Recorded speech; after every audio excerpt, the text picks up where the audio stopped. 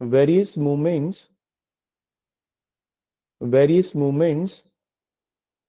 related to environment protection, related to environment protection। ठीक है, देखो इसमें सबसे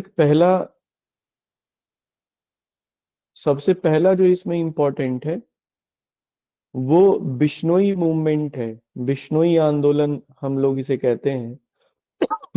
ये 15वीं शताब्दी में शुरू हुआ, 15 सेंचुरी में राजस्थान में। अ, राजस्थान में जोधपुर के महाराज थे अजीत सिंह। 15वीं शताब्दी में उन्होंने पेड़ों को काटने के लिए या राजस्थान का कुछ जंगल साफ करने का आदेश दिया, जिसमें राजस्थान के खिजड़ी गांव में महिलाओं ने आंदोलन किया। उनका नाम था अमृता देवी। अमृता देवी बिश्नोई, ये इंपॉर्टेंट है। उनके नेतृत्व में आंदोलन हुआ और अमृता देवी भी उसमें मारी गई, वो पेड़ों से चिपक गई। उनकी 3 बेटियां भी उसमें मारी गईं और गांव के लगभग 363 लोग उसमें मारे गए। ये चिपको आंदोलन का सबसे शुरुआती था। चिपको आंदोलन को यहीं से शुरू माना जाता है कि वो लोग पेड़ से चिपक गए थे और राजा के सैनिकों द्वारा उनको काट दिया गया। लेकिन जब ये राजा को पता चला तो उन्होंने कटाई बंद करा दी।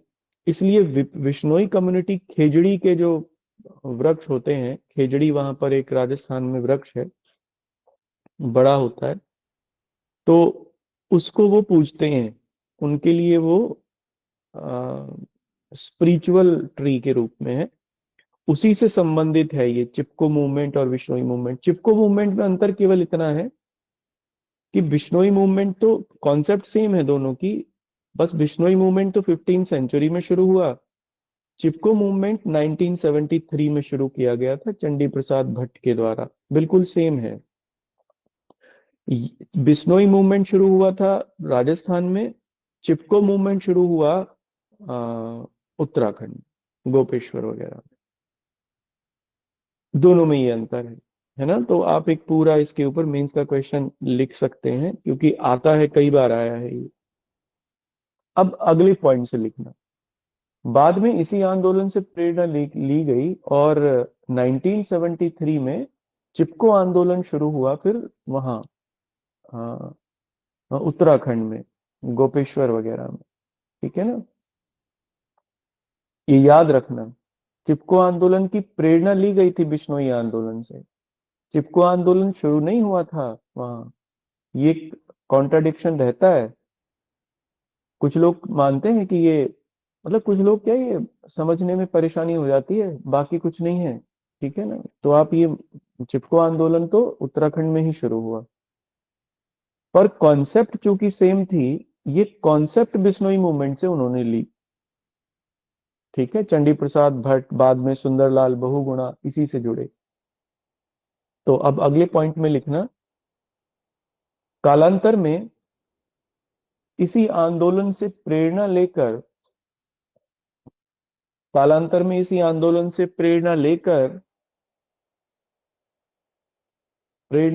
अच्छा उस समय ये उत्तर प्रदेश था, क्योंकि उत्तराखंड तो बाद में बना ना, 2000 में बना अलग राज्य।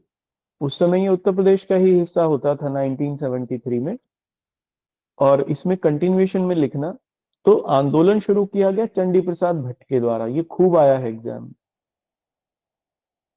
सुंदरलाल बहुगुणा इनके सहयोगी थे, वो भी इस आंदोलन के साथ जुड़े, तो इसलिए इनका नाम भी इस आंदोलन से जुड़ा हुआ है। शुरू इन्होंने नहीं किया था, लेकिन तो होता क्या है, एग्जाम में दोनों दे देते हैं वो। तो सुंदरलाल बहुगुणा का नाम हमने खूब सुना है, क्योंकि एक बड़े एनवायरमेंटलिस्ट थे। तो फिर हम उन्हीं को मार्क करके आ जाते हैं, जो कि गलत है। तो अब आप उसमें एक बात याद रखना। ठीक है ना, अगर मान लो ऑप्शन में चंडी प्रसाद भट्ट है, तो फिर चंडी चंडी प्रसाद भट्ट इसका उत्तर होगा। अगर ऑप्शन में ये नहीं है, तो फिर सुंदरलाल बहुगुणा अगर है, तो वो इसका ऑप्शन का, वो इसका उत्तर होगा, क्योंकि दोनों जुड़े थे इससे। तो कभी कभी ये हुआ है कि सुंदरलाल बहुगुणा उसमें आया है, चंडी प्रसाद भट्ट नहीं था, और उसमें लिख दिया गया इनमें उपरोक्त में से कोई नहीं। तो उपरोक्त में से कोई नहीं नहीं होगा, सुंदरलाल बहुगुणा फिर उसका आंसर होगा। तो आप देख के उसको सॉल्व करना ठीक से। ठीक है, अब इसमें एक नोट करके लिखना। देखो, सुंदरलाल बहुगुणा का नाम इसलिए इंपॉर्टेंट है क्योंकि जब टिहरी बांध बना तो टिहरी बांध का एनवायरमेंटल इम्पैक्ट जो था वो बड़ा खराब था। बहुत सारे गांव जो थे वो डूब गए, डूब जाने थे रिजर्वायर में। तो उत्तराखंड में लोगों ने इसका विरोध किया टिहरी में। सुंदरलाल बहुगुणा उनके नेतृत्व करता थे, तो यहां से उनका नाम खूब फेमस हुआ। तो फिर बाद में चिपको आंदोलन भी फेमस हो गया क्योंकि वो सबसे पहले उसी से ही जुड़े थे। तो आप इसमें एक अगले पॉइंट में, मतलब अगला एक हेडिंग लिखना, एपिको आंदोलन। एपिको, APPIKO, एपिको आंदोलन या एपिको मूवमेंट। ठीक है, देखो जैसे चिपको था वैसे ही एपिको आंदोलन शुरू हुआ दक्षिण भारत में 1983 में।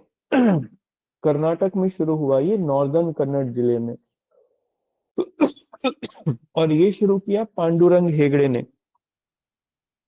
ठीक है, बेसिकली इनका मुख्य जो ऑब्जेक्टिव था वो था कि अ, जो पश्चिमी घाट के वन हैं उनको बचाना, चंदन के वनों को बचाना, ये इस आंदोलन का उद्देश्य था।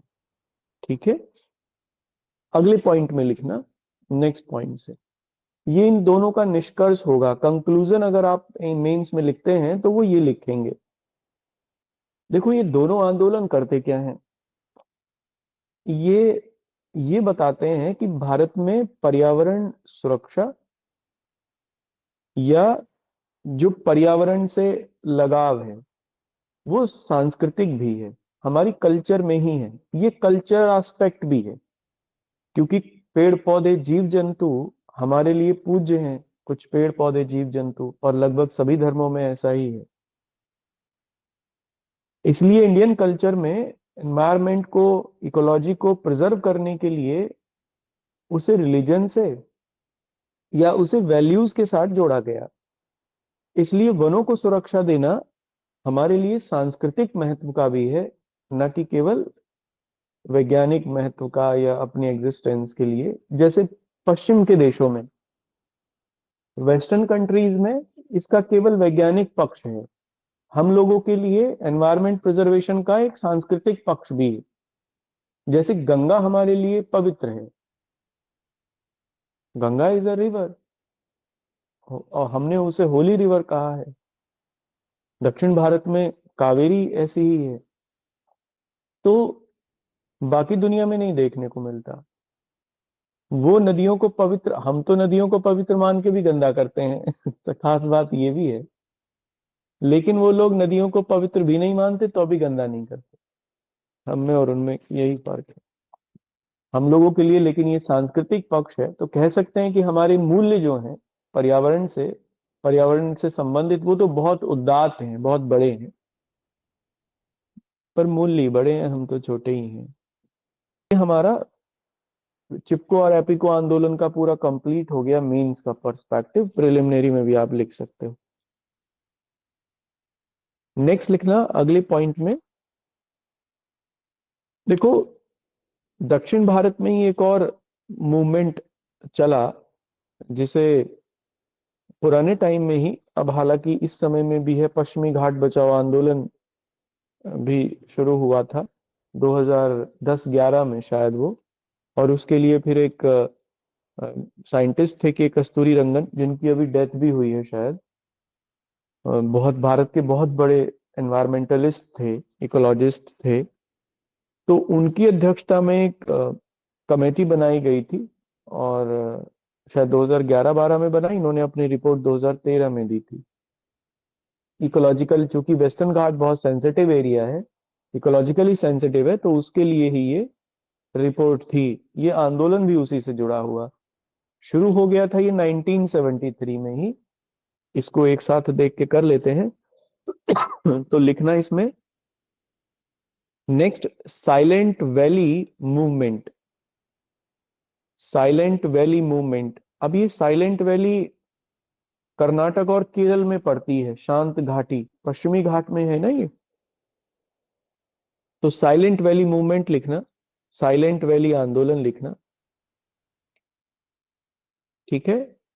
देखो, ये आंदोलन शुरू हुआ कर्नाटक में, स्पेशली डैम वहां बन रहा था, और उसके लिए जो कुंती पूजा रिवर है, केरल में है वैसे तो ये, शायद कावेरी की ट्रिब्यूटरी है या अपनी इंडिपेंडेंट है, याद नहीं आ रहा। पर उसी के ऊपर ये जल विद्युत परियोजना थी, जिसको लेकर लोगों ने विरोध किया।